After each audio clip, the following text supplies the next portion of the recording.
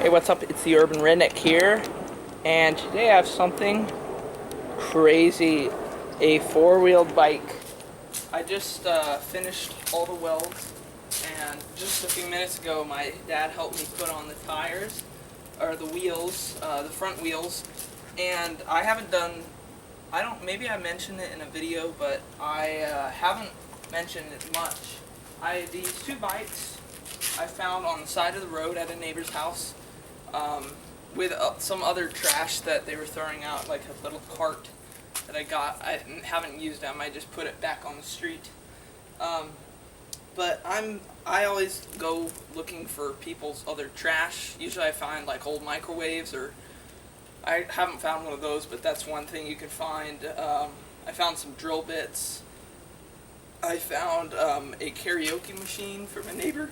And the same neighbor, we found a grill, and the very grill, it's still there, and it's a perfectly good grill. We fixed it up, and it's great. But these two bikes are identical bikes.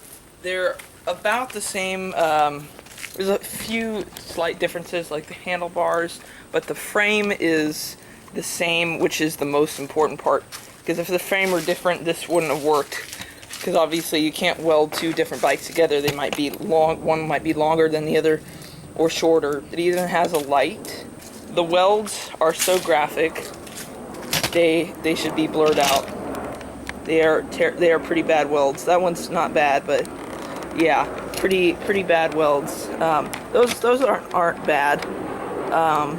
You see some extra supports in the back, and one in the middle and one in the front. Yeah, it's the main frame is finished. The next thing, the next thing I'm gonna do is add a linkage here, or two things coming out here and a linkage here, so it will be steered. And you see the two things are steering now. That's just because the frame moves and moves the tire. It's not linked up. You see, so it's not linked up. So yeah, when I do that and fix up the tires, it would be pretty much finished. I'm going to add a few extra touches in the rear.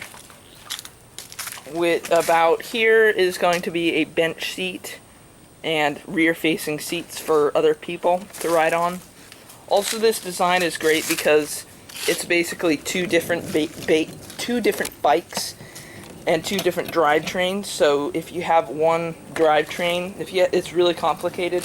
If you have one chain, you'd have to have some sort of complicated differential, or just have it one-wheel drive. But when two people are driving, it's two-wheel drive. And of course, when one person's driving, it is one-wheel drive, either this one or there. And yeah, so you probably want to see me ride it, and it's not riding just quite yet, but I can kind of move it around if I both control. So let's take a look.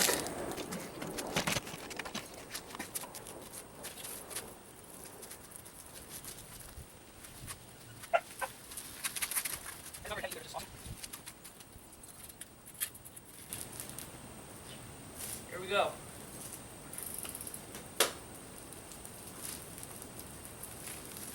Whoa. Ever since I was in Galveston, I live in Houston, and the beach near us is called Galveston, and we rode on a four-wheeled bike, and ever since that, I really wanted to either make my own or buy my own, and they cost around $3,000. So if you can find two bikes and you have a welder, you could do this, and it really was not that hard. You can very well ride on it. In fact, it actually kind of steers, it turns itself in a way.